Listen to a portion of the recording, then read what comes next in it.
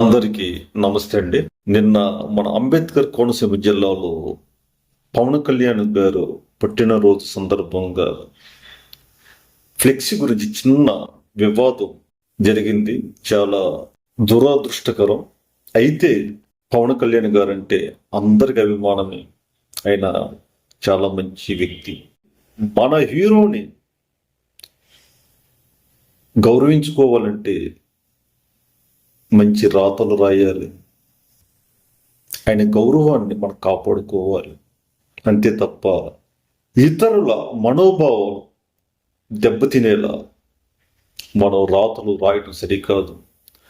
ఎందుకంటే పవన్ కళ్యాణ్ గారు ఫ్యాన్స్ అంటేనే క్రమశిక్షణకు మారుపేరు అని చెప్తారు.